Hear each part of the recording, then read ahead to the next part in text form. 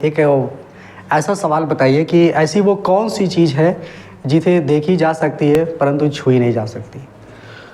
तो क्लास में बहुत से ऐसे बच्चे थे जिन्होंने अपने अलग अलग उत्तरों से लोगों को सम्मानित किया कि सर सूर्य ऐसी चीज़ होती है जिसे हम देख सकते हैं परंतु छू नहीं सकते।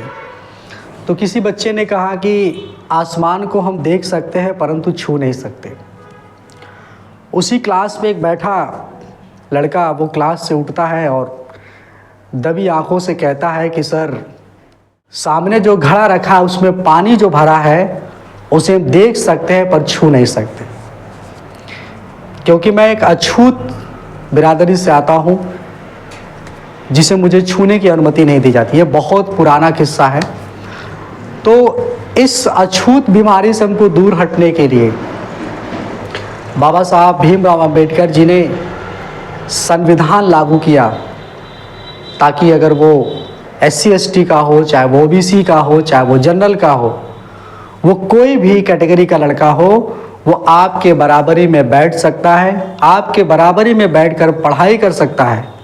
आपने देखा होगा कि हमारे देश की जो राष्ट्रपति हैं जैसे द्रौपदी मुर्मू, वो आदिवासी महिला जो हमारे देश की राष्ट्रपति बनी है, वो उनको ताकत संविधान ने दिया है। अगर संविधान में ये चीज़ें नहीं लिखी रहती तो आज हमारे देश की राष्ट्रपति एक आदिवासी महिला नहीं रहती।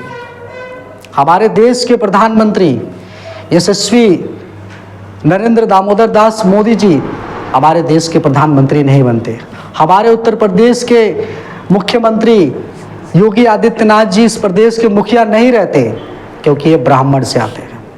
इस वजह से क्योंकि बाबा साहब भीमराव अंबेडकर जी ने एक ऐसा संविधान लागू किया है कि सर्वोच्च पद पर बैठा व्यक्ति, चाहे वो किसी पद का हो, चाहे वो किसी कैटेगरी का हो, चाहे वो किसी बिरादरी का हो, चाहे वो काला हो, चाहे वो गोरा हो, संविधान सबको इक्वलिटी और बराबरी का दर्जा देता है ताकि वो आसानी से बैठ सकता है, ताकि वो आसानी से अपने कामों को कर सकता है। अब आज आप लोगों ने देखा होगा कि वो सवालें बदल गए। पानी भी वही है, इंसान भी वही है, पीने वाला भी वही है। आज बाबा साहब अगर संविधान नहीं बनाते, इस देश का लॉ नहीं बनाते, तो आज उस घड़े में रखा पानी उसको सिर्फ बड़े बिरादरी के लोग पी सकते हैं, छोटे बिरादरी के लोग नहीं पी सकते। इस वजह से बाबा साहब ने इक्वलिटी का दर्जा दिया है, बराबरी की हिस्सेदारी दी है कि सभी लोग, चाहे वो किसी कैटेगरी का हो, चाहे वो किसी संप्रदाय का हो, चाहे वो किसी भी मजहब का हो, वो काला हो, गोरा हो, अपर कास्ट का हो, लोअर कास्ट का हो, इससे नहीं मतलब है।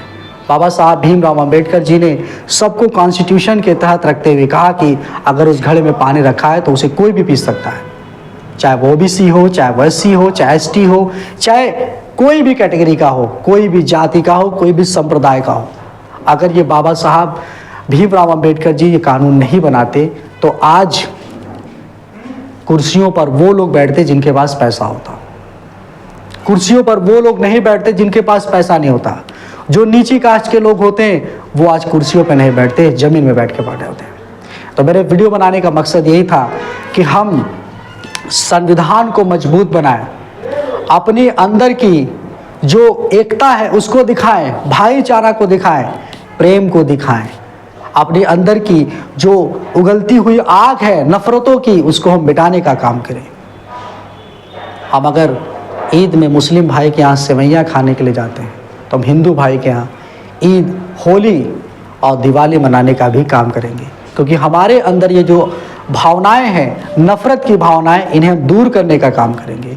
ये वीडियो बनाने का मकसद बस इतना ही होता है कि हम एकता और अखंडता का पैगाम इस पूरे देश में, इस पूरे दुनिया में खासतौर उन लोगों तक पहुंचाने का काम करें जो आज सिर्फ इस देश में छोटा बड़ा, काला और गोरा, अमीर और गरीब, ऊंचा और नीचा जैसी सोच रखते हैं। इस सोच को हमें जड़ से मिटाने का काम करना है।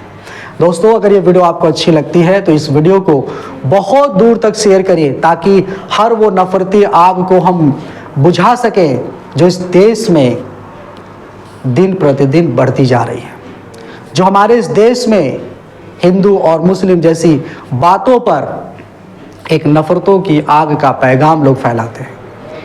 फिर मिलेंगे एक नए वीडियो के साथ। आपको पता है मेरा नाम मुशीर खान है, और फिर मिलेंगे एक नए वीडियो के साथ। तब तक के लिए अपना ख्याल रखिए। जय हिंद, जय भारत।